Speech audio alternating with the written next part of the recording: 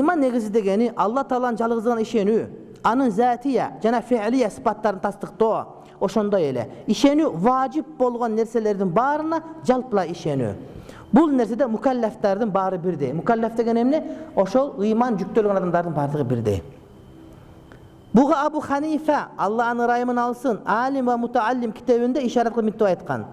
Биздин ыйманыбыз периштелердин ыйманындай. Анткени алар ыйман келтирген нерсеге биз ыйман келтиребиз. Биздин ыйманыбыз периштелердин ыйманындай. Анткени биз Алланын жалгыздыгына, анын жаратуучу экендигине жана андан келген нерселерге периштелер моюн сунгандай, пайгамбар жана элчилер тастыктагандай ыйман келтиргенбиз, ишенгенбиз. Дал ошол нерсеге. Ушул тараптан алып караганда биздин ыйманыбыз алардын ыймандары сыяктуу. Бирок алардын ыймандарына жана жалпы эле амалдарына берилчү сооптордо алар бизден жогору. Анткени алар такыр күнөө иш кылышпайт. Бул ыйманда болгон артыкчылык. Ошондой эле адамдардын ортосунда деле бирөөгө берилген сооп көп, бирөөнүн андан азыраак. Анткени амалга жараша деген сөз. Анткени Алла Таала аларды адамдарга кабарчы кылууда артык кылгандай эле алардын ибадаттарында да соопторуну да артык кылды. Алар бизге кабарчы. Жебрейил периште Мухаммед пайгамбардан мурда билип, аны алып келип берип атат. Алланын сөзү мурун келип атат буларга деген сөз. Демек урматтуу бирден алардын артыкчылыгы бар ошондой. Алар Алланын аманаткөй кулдары. Эч бир адам алардын ибадаттарында жана коркууларында аларга жакын боло албайт периштелерге. Бул ыймандын азайып жана көбөйүп өстүгүнө далил болот. Ыйман азайбайт, көбөйбөйт этикатыбызда. Ыйман азайбайт, көбөйбөйт. Бул ыймандын азайып жана көбөйүп өстүгүнө далил болот. Анткени ыймандын негизи ишенүү, важип болгон нерселердин баарына ишенүү. Бул көбөйүү жана азаюуну кабыл кылбайт. Алла Тааланын бир экенин ишендиңби? Бул азайса кандай болот, көбөйсө кандай болот? Алла Тааланын жалгыздыгына ишендиң, ыйман келтирдиң. Бул кантип көбөйүш, кантип акылга сыйбаган нерсе? Ыйман менен күфүр карама каршы. Азайса ордуна күфүр келиш керек. Көбөйсө күфүр кетиш керек деген сөз болот. Аны акыл кабыл кылбайт, урматтуу бир тууганым. Ал эми Куранда айтылган Алла Тааланын задатхум иманан аяттын мааниси, бу аяттын котормосу болуш керек, шейх, аяттын котормосу. Алардын ыймандары көбөйөт деп келет, тилдик маанисинде. Алардын ыймандары көбөйөт деп келет. Жана лияздаду иманан аяттын котормосу ыймандары дагы да көбөйүшү үчүн деген жана башка сөздөрү сооптуу амалдарды кылуу менен ыймандын мөмөсүнүн көбөйүүсү, нурунун жаркыроосу жана сыпатынын жакшыруусу деген маанини түшүндүрөт. Аны түшүнгөндүгүбүз Аллах Тааланын аяты менен ошону түшүнөбүз. Алла Таала айтты: "Афаман шарахаллаху садраху". Афаман деп келеби аятта. Афаман шарахаллаху садраху лил ислами фахуа ала нури мин раббихи. Аяттын мааниси бул мааниси котормо эмес. Аллах кимдин дилин ислам үчүн ачкан болсо, анда ал Роббиси тараптан нур үстүндө болбойт бекен дейт. Нур үстүндө болот деген сөз. Нур үстүндө болот. Нур үстүндө болот. Нур үстүндө болот деп жазгыла. Болбойт бекен эмес, болот. Болот, ha? Мааниси бир эле. Тактайбыз муну. Эки далилге амал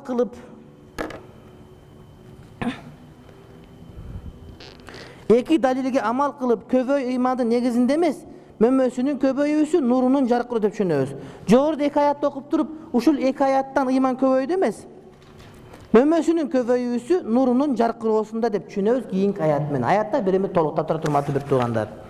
Имам Азам өзүнүн Васият аттуу китебинде мынтип айтат: ыйман көбөйбөйт жана азайбайт. А бирок биз табачыларыбыз ыйманы көбөйгөн, ыйман көбөйөт дегендин бардыгы амалды көбөйдү, ыймандын нуру көбөйдү деген мааниде.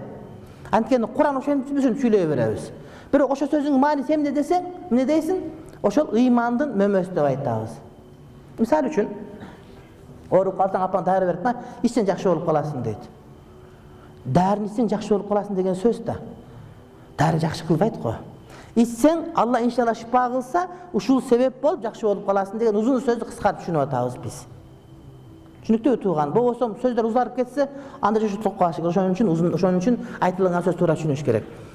Имам Азам өзүнүн Васият аттуу китебинде мынтип айтат: ыйман көбөйбөйт жана азайбайт. Анткени ыймандын көбөйүүсү капырдыктын азаюусусуз болушу мүмкүн эмес.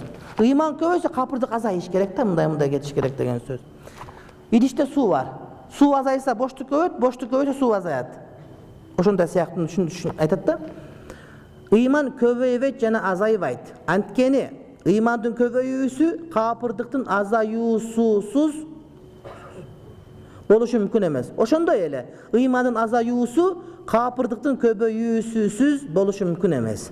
Kantip bir adam bir vakta imandu jana kapır bolsun. İmandu adam momun musulman çınığı imandu. Allah Taala'nın ulaike humul mu'minuna hakka. Ayatın manisi bular anık imandular. Jana ayat ulaike humul kafiruna hakka ayatın manisi alar anık kapırlar degen sözlerine ılayık. Kapırdın kapırdığında şek bolboganda ele imanduunun imanda şek yok. Muhammed'in sallallahu aleyhi ve sellem ümmetinin içinden künökörler çınığı imandular alar kapırlar emes deydi. Künökörler imandular çınığı imandular alar. Biro kapırlar emes. İmanı nuru az, biro imanı var çınığı imandu. İmam Azam'ın sözü büttü. Kapırdıktın iman menen birge boluusu, sokurduktun körүү menen birge boluusunda ele. Kantip gözü görüp jana görbeyt dep aytasın deydi. Bir adamda imandığı da var, kapırdan aytılmay. Başkaça aytkanda mınday boluşu mümkün emes. Oşonda ele közü körgön adamlar körүүnүн күчтүүлүгү жана алсыздыгында ар түрдүү экендигинде шек жок. Бирок көзү көргөндөр көзү жакшы көрөт, курч көрөт же көрбөйт дегенде анда талаш, анда шек жок, анда даража бар. Көздүн көрүш даражасы бар туура. Алардын арасында түндөсү көрүп күндүзү көрбөй тургандары, же күндүзү көрүп түндөсү көрбөй тургандары, жоон сызыкты көрүп ичкесин көрбөгөндөрү, өтө жакын жерден көргөндөр же тескерисинче алыстан көрүп жакындан көрбөгөндөр бар. Ошондуктан имам Мухаммед Аллахтын ырайымын алсын, кайсы бир адамдын ыйманым Жебреилдин ыйманындай деп айтуусун жаман иш деп билем дейт. Бирок Cebrail aleyhisselam iman keltirgen nersege men de iman keltirdim деп айтса болот дейт, адеп сактап. Деп айткан. İmam Muhammed sözü büttü. Oşonda ele menin imanım paygambarlardın aleyhisselam imanı da aytuğa bolboyt. Al elemez imanım Abu Bakır'ın imanınday dep aytuğa da bolboyt. Jana şu sayaktı adep yüzünde. Antkeni tavhid sözünün jüröktөгү nurun Allah Taala'dan başka hiç kimi sebebin bilbeyt. İman degende imanın nuru menen koşup aytıp atar. Ошондуктан men iman Abu Bakır'dikindey dep ayta albayбыз biz. Çünkü antkeni iman nuru takır bile ana Kudayım gana bilet. Antkeni tavhid sözünün jüröktөгү nurun Allah Taala'dan başka hiç kimi sebebin bilbeyt. Kebir adamların jüröktöründe tavhid sözü gün siyaktı nurdanat. Kebirlerinde bolsa ay siyaktı, kebirlerinde jarkıragan fakel siyaktı, ot güzgön. Kebirlerinde çoң çırak siyaktı, kebirlerinde ülpüldögön alsız çırak, şam çırak siyaktı bolot. Bunun dalilin Peygamberimiz aleyhisselam bul imandın en alsızı degen söz var. Jana küçtүү momun alsız momunga karaganda Allah'a süykümdürök degen sözdörü. İmanı küçtүү momun, iman alsız momun karaganda Allah. Күчтүлүк өз ичинде сырткы амалды күчтүү жана ички илимди күчтө камтып алат. Дүйнөдөгү ушул нурларга жараша акыретте алардын илимдеринин, амалдарынын, абалдарынын нурлары ачыкка чыгат. Амал жана абал. Бул сөздүн, тавхид сөзүнүн нуру күчтөнгөн жана даражасы чоңойгон сайын ошол күчүнө жараша күмөндөрдү жана нафсилик каалоолорду жок кылат. Ыймандын нуру көбөйгөн сайын адамдын нафсилик каалоосу, шахваты, күмөндөрү кете берет. Якын ошентип бар боло берет. Ыйман күчөйгөн сайын якын келет. Кээде ал тозок ага кайрылып, "Эй момун, нуруңду башка жака бур, ал өтүмдү өчүрдү" деп айта турган даражада болот дейт. Тозок айтат экен, "Нуруңду башка жака бур, менин отум өчүрүп коет, сенин нуруң" деп айта турган даражада болот дейт. Деп айта турган даражада ага жолуккан күмөн, нафсилик каалоо, күнөө, жаман иштин баарын жок кылып жиберчү деңгээлге жетет. Муну түшүнгөн адам